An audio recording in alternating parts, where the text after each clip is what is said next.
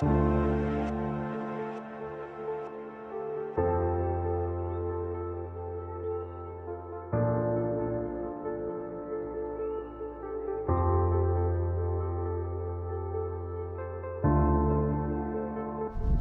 are so humbling because you'll think you know everything about a horse. I mean, I've been riding since I was 9, and I've been professionally working with horses since I was 21, and I'm almost 45. So, like, I've been doing it for a really long time, but just recently I have a customer. She was trying a very expensive horse. We had it on trial. We loved it. We competed the horse. Everything was going great. And then at the end of the summer, it just started to be sour and it didn't want to go. And we were like, oh my God, this is crazy. And I mean, we were trying everything. We had the vet look at it.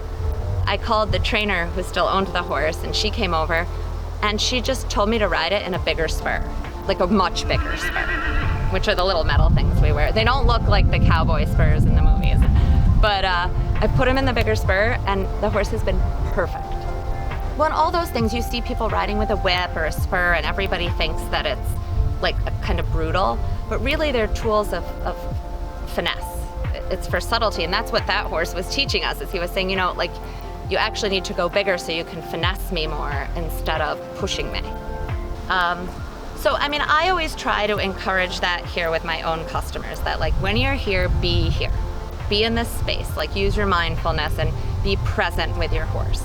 Try to forget the stress of the office, and horses sort of demand that just because they are big and they can be a little bit unpredictable. It keeps people focused in the moment. So my first iteration of Ithilien was started in 2006 in upstate New York. So we traveled the horse show circuit. I was 6 months in Florida, 6 months here, and I did that for about 4 years. But it started to unravel a little bit after the market crash in 2008. That did affect the horse world as well.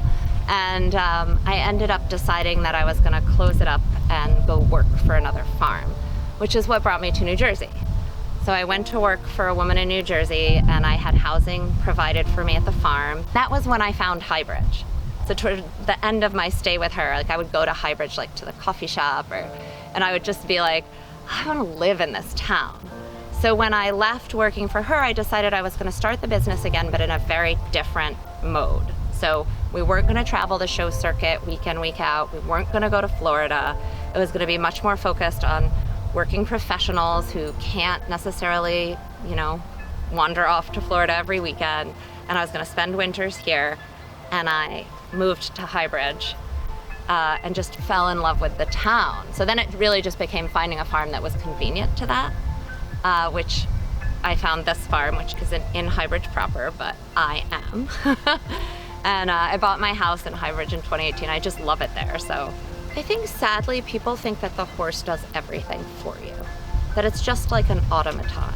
Even on the ground before you mount it, that, you know, it just stands there for you to do everything to it, that it wouldn't fidget or react to a fly, or, you know, people forget that it's, you know, it's like a car or a bike to them instead of it's a living animal with, you know, sensitivities.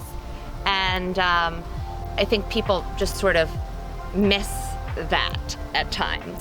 For anyone who's never been up close to a horse, just the size of them is like, you know, you see them in the park pulling carriages, you see them around. I mean, this is horse country in New Jersey, but there's a farm in Highbridge where they have like a little sanctuary. I think there's some horses there, but people usually see them from a distance, and they get up close, they're just like, whoa, it's really big.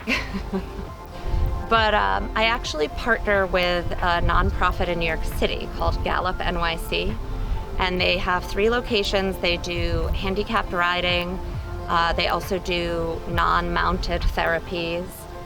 And they try to supplement it all with some regular riding lessons, but it's almost all donation based, and the horses are donated. And so I've started working with them. I'm on a committee for horse care. I do some seminars and like instructional, like for the staff. I do some staff seminars for their instructors and whatnot. I really try to support them and plug them every chance I get, because it's a great organization, and because it's in New York City, it's really got a lot of more diversity than the sport tends to have. I guess I'd just like to say that people have so many misconceptions about horses and about the elitism of it, but it's really like a super grounded lighthearted, down-to-earth activity, and it's so restorative. I mean, all my customers are working professionals. They're mostly single women. A couple of them are married and with kids, but it just makes them healthier. It's really a stress relief, and that's why I say it's like a form of mindfulness coming to the barn. And I have some of the customers, even on a day when I'm riding their horses, they'll come out and just sit with a book and bring their dog or watch the horse go. It's not all just about the ride.